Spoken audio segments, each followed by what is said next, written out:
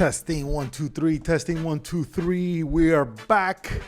What's up, everybody? It's your coach. Welcome back to the number one positivity, optimism, happiness podcast in the world, the Coach HP Show. Thank you guys so much for the love. Thank you guys so much for the support. Let's get into today's episode. We're wanting to do a series called the Big Dog Series for big dogs only. That means I'm not like this person. Chances are a few people out there are like these person or these people. On today's show, I have the number one, not two, not three, not four, the number one pitcher in the world, in the USA right now. Right-handed pitcher, ERA .41. That's right, .41. Topped out at 100 miles per hour. Averages from 97 to 95 miles per hour.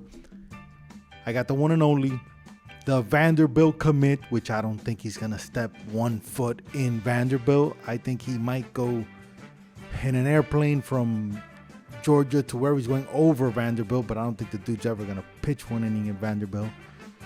We got the best pitcher in the country right now, right-handed pitcher, my man Dylan Lesko on the Coach HP Show. Focus on the stuff we talk about. Talk about dad's involvement.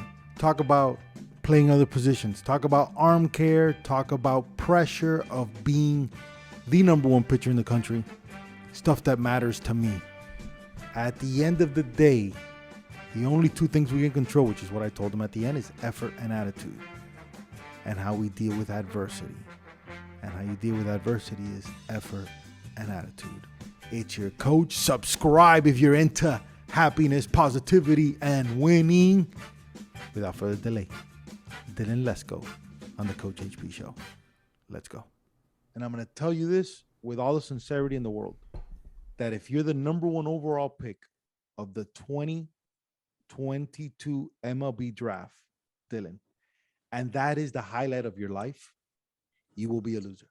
So what's your podcast? The Coach HP Show.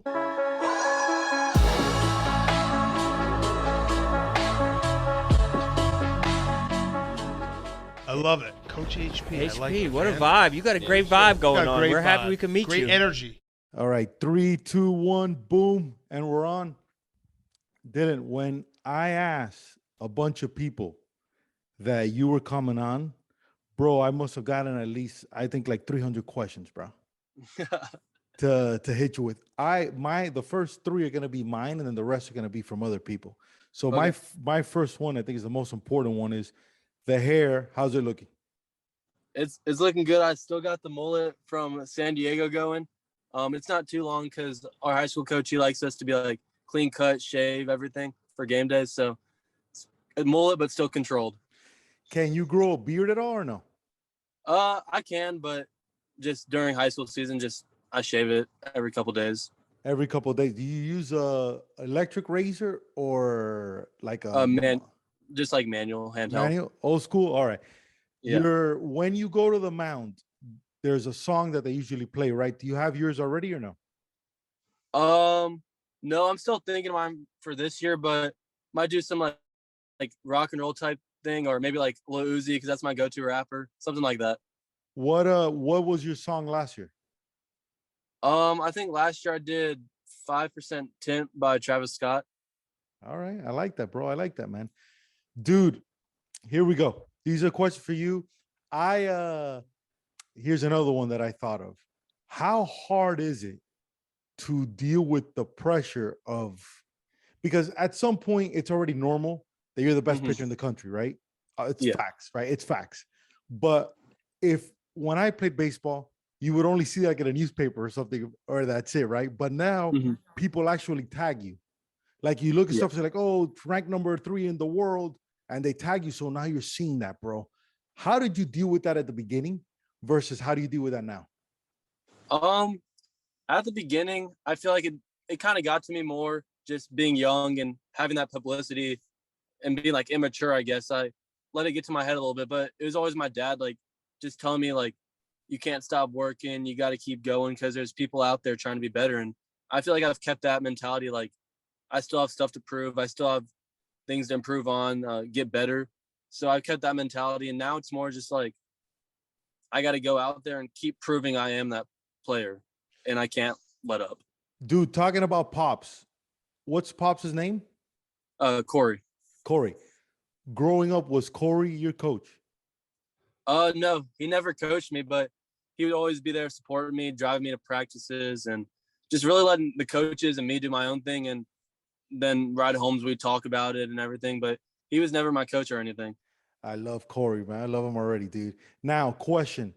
Did he play baseball? He did. He played Division II baseball at Barry University. Dude, that's right here in Miami, bro. Yeah, it is. That's where he grew up. You grew up here in Miami? I didn't, but he did. He did. No way, dude. I didn't know that, man. I know a lot of friends of mine played for. What year did he play for Barry? Oh, I don't know. How old is your dad? 46, I think. Dude, I for sure know people he played with. That is awesome, dude. I didn't know that. Man, I went to Barry.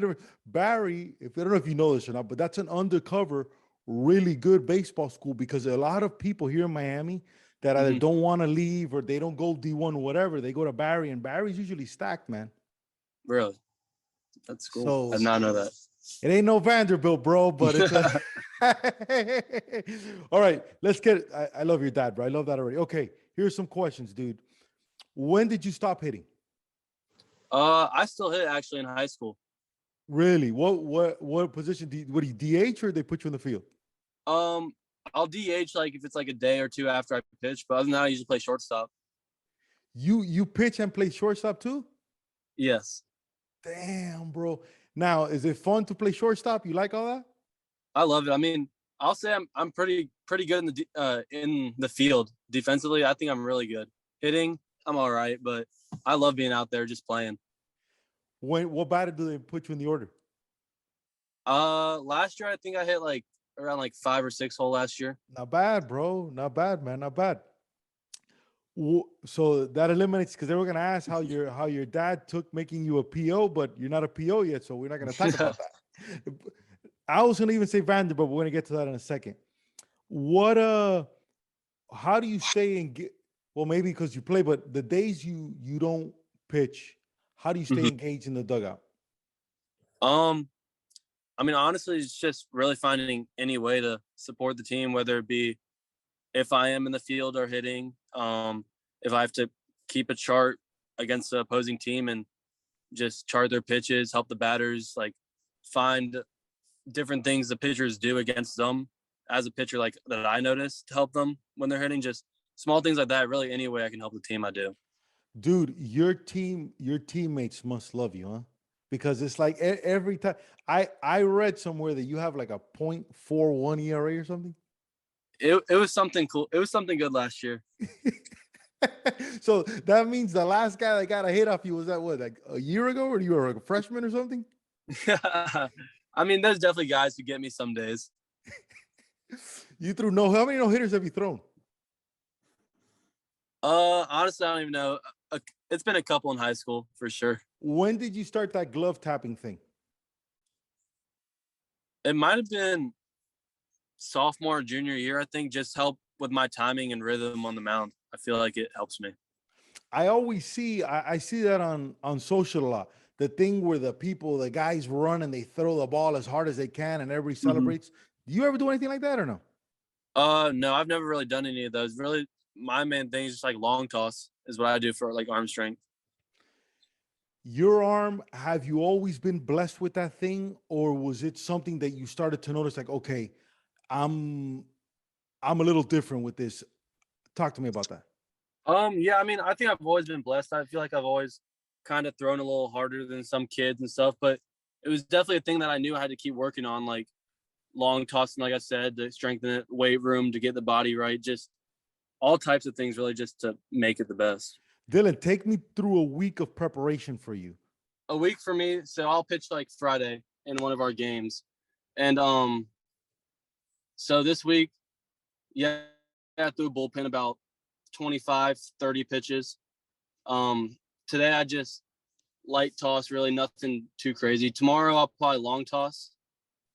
And then usually always a day before I pitch, I'll go maybe like 180 feet around there and then throw a short flat ground just the day before to feel for the pitches, just feel for the mechanics and everything, make sure everything's ready to go the next day. You do those bands? Do you do stuff like that to warm up? Do you go through any of that routine?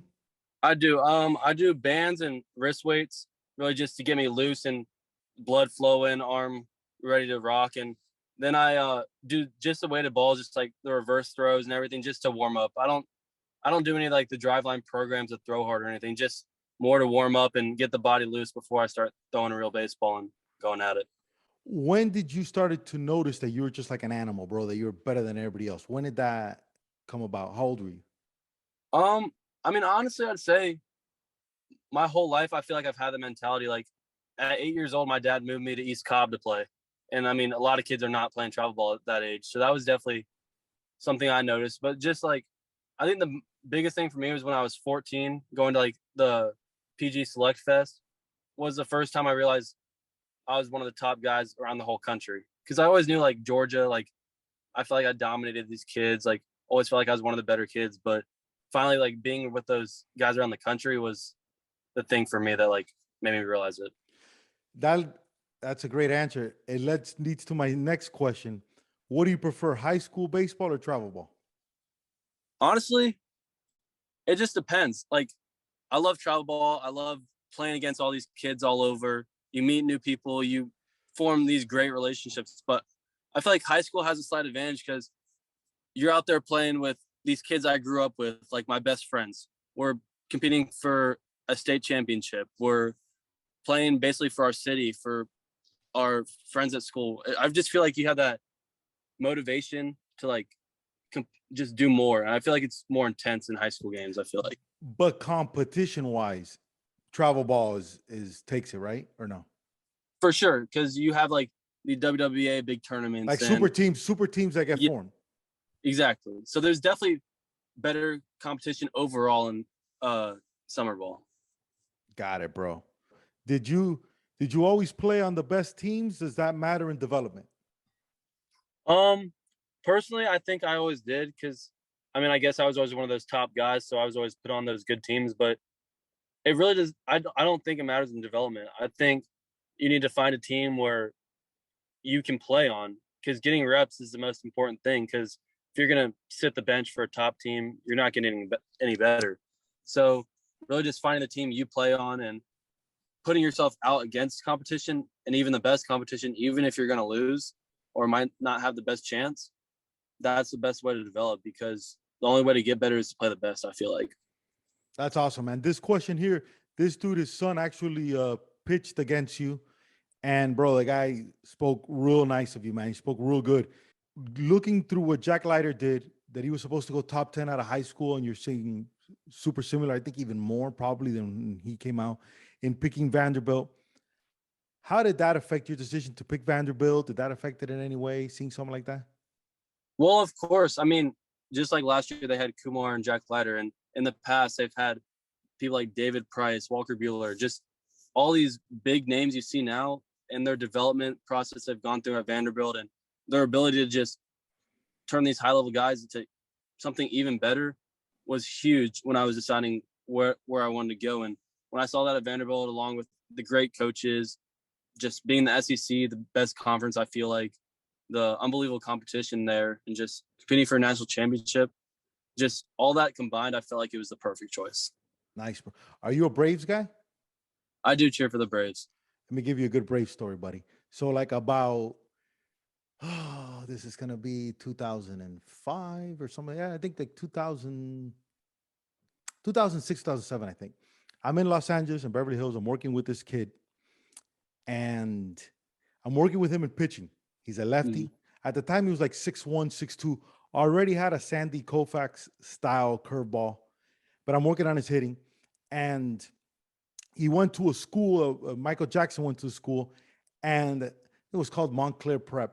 And they eliminated the program, right? Mm-hmm. But his dad, when I always worked with him, his dad always, we talked about, and his dad would always tell me, he goes, Coach, you know how many times you have to remind something to kids? I go, no. He goes, just one more time. Just one more time. No matter what it is. Like your dad might be like, Dylan, stop playing with your hair. Dylan, come. They just got that patience, just one more time, right? And I was like, man, that's interesting.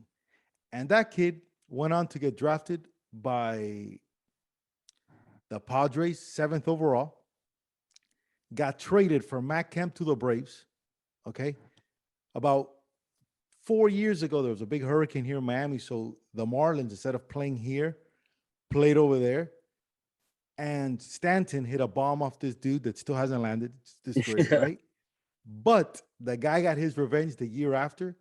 That gentleman's dad's name is John Freed, and the kid's name is Max Freed, bro. Max, that's super cool dude. Bro, Max now is like 6'3", throwing like 97, 98. And at the time he already had the best curveball. But you guys have something special, man. And one of the reasons why I wanted to talk to you and have you on is when I went to the perfect game thing, I almost did this instinctually. I didn't know who any of you guys were. So I look at everything on vibes versus like, holy shit, this is Dylan. Dylan's the best pitcher in the country. Hey man, I look at this guy has a cool haircut. You have a good like glow about you. What's up, bro? And I talk to people that way, which I think is very different than an ESPN kind of setting or whatever, because there's no authenticity. It's like, oh, you can interview this guy, you do a bunch of research, and there's no that, right? But I think this brings this, man. And I think you have such specialness about you, bro, as a dude that's a senior now in high school that has so many things ahead of him, but you have this maturity level, bro, that's really ahead of your time. And it's almost like you feel very comfortable in being a badass, because there's something to throw good and crush it in Georgia high school. Congratulations. There's something pitching good at 15U, perfect game, whatever. But bro, I saw you at Petco Park facing the best pitchers in the country. And dude, that was literally boom, boom, boom, like nothing, bro. So I'm super proud of you. I wish you Godspeed and success in everything that you do, man. Before I let you go, you have to ask me one question, bro, so I could give you the love back, man. Any question for me? Anything I can help you with? Come on. I guess I'm sure you interview all types of people and have done this multiple times. I guess what's the best advice they've ever said to you, or just given to other people about just anything in sports, life, growing up, anything really? Okay, so first place I ever spoke at was Oregon State. And I spoke at Oregon State when they had just won the national championship. Okay. I'm the biggest failure in the history of Miami baseball by far. I want nothing to do with baseball. I could never see a baseball again in my life, right? My dad was the complete opposite of Corey. My dad abused the hell out of me through sport, like really, really horrible, right? But for some reason, the man upstairs has me set that I got to do baseball stuff, and he keeps bringing baseball back in my life. So I go to Oregon State, and I'm speaking to the national champs. First time I've ever spoken really to people, to guys your age. And I'm sitting there and I'm talking, and I feel these, and I'm just saying my story of how I lived in a car in Los Angeles, how I went to Las Vegas. I've done all these things in my life, right? And this dude is looking at me with these beautiful blue eyes the whole time. And when I'm done, he's the first guy to ask a question. He goes, Coach, how do you deal with failure? How do you deal with your mindset of being positive? And we talked about that for a while. Bro, when we finish, I had no idea who this kid was. The manager calls me after. He's like, dude, you crushed it. That was awesome. By the way, you know who that dude was that kept asking these questions? I go, no, but we took a picture. He was right next to me. The guy sent me a DM right after, like thanking me and stuff. He goes, dude, that's Adley Rushman, the projected #1 overall pick for the, I think it was 2018 draft. So the best advice I could give you that comes to my head from everybody that I've interviewed, from Logan Paul to Gary Vee to George Lopez to Francisco Lindor or Nolan Arenado, is you only got one life, right? My personal favorite is the only two things you can control forever is effort and attitude. And if all of a sudden this draft doesn't go the way you want because something happens, if you can understand and I'm going to tell you this with all the sincerity in the world, that if you're the number one overall pick of the 2022 MLB draft, Dylan, and that is the highlight of your life, you will be a loser. Think about that. Think about that. Now, people, are you crazy? The goal is, this is a marathon. Yeah. So let's see what's happening. Best advice I give you again is, you are in the most prestigious place anybody can be in. Enjoy it. You have the right system because you got pops with you, which is really what you need. You got a family, and just keep doing relationship play. Huge. Do stuff like this. Cool people you like. All of a sudden, a TikToker that has a huge boom, and you do research, bro. I like this guy, whatever. Boom, you go on a YouTuber or this, that little outside the boxness, being comfortable still, because listen, baseball, it's very easy for me to say a million things about baseball here and there, but I don't have to be put in a lineup. I don't deal with MLB. I don't do anything, right? Mm-hmm. I do have a deal with Raleigh, so that puts me in a certain place of talking about certain things, which a lot of people get confused, and there in today's day and age, there's certain repercussions about talking about certain things, right? But as long as you speak from the heart, and when you mess up, you say, look, guys, I messed up. I'm trying my best, and I'll keep going.